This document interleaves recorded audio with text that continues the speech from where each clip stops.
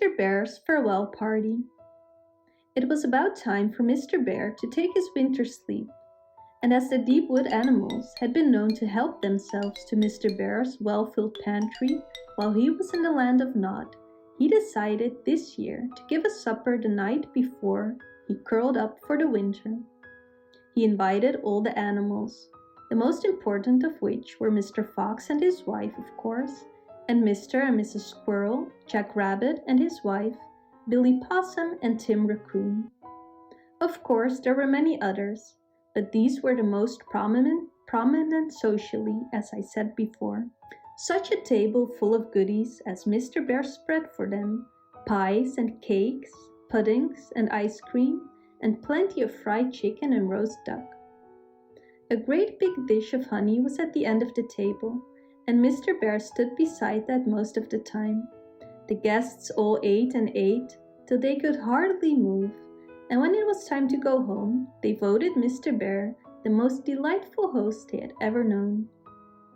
One by one, the guests took their departure, until Billy Possum and Tim Raccoon were the only ones left. Mr. Bear was going about putting his house in order before he retired, for he liked to find everything in apple pie order when he awoke in the spring.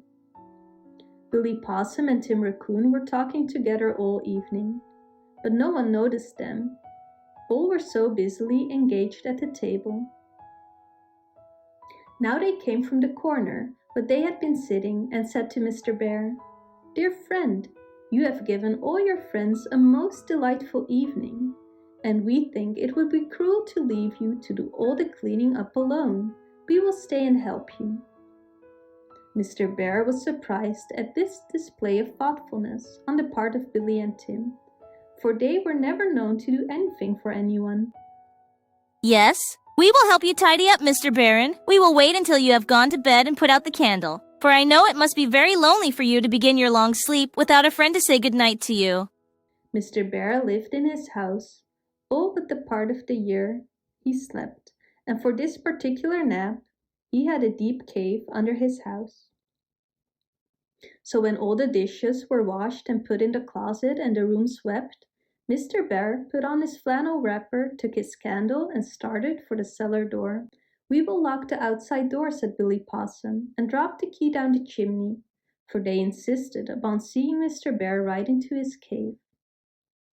No sooner was the door closed behind him than Billy Possum and Tim Raccoon began to laugh and wink at each other, and then Tim softly turned the key in the lock.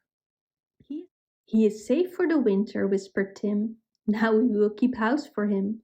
It can't harm his bed to sleep in it, or his house if we live in it, or his preserves if we eat them, and the other things he has stored away," said Billy Possum. "I'm tired," said Tim. "I have not worked so hard in a long time. I'm going to bed." "Well, you can take it easy for the rest of the winter," said Billy. "I don't suppose we need to have locked the door. He will never wake up until springtime."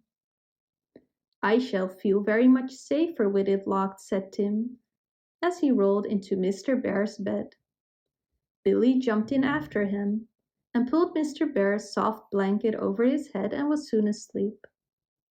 It happened that Mr. Bear wore a nightcap, and he had forgotten to take it with him, so after fixing himself for his long sleep, he suddenly felt a coolness about his head. "My nightcap!" he exclaimed. "I just cannot sleep without it. I should sneeze all summer too." Up jumped Mr. Bear and trudged up the stairs.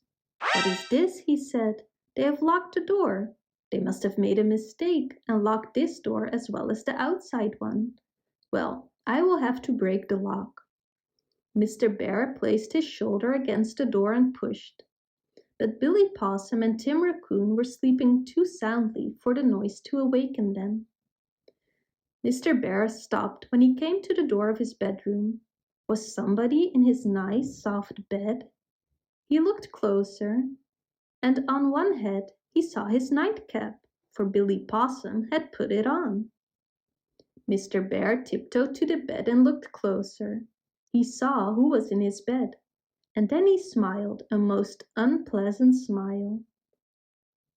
He reached for Billy Possum, took him right by the top of the head, and pulled him out of bed.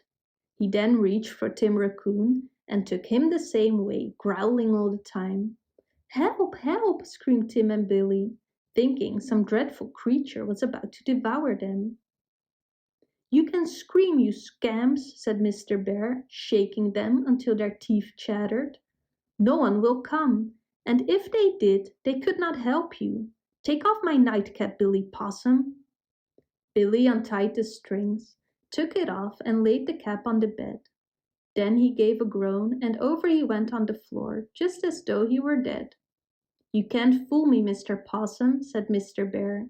"You may be able to fool Mr. Man and Mr. Dog, but not Mr. Bear. Get up this minute, or I will throw a pail of cold water on you."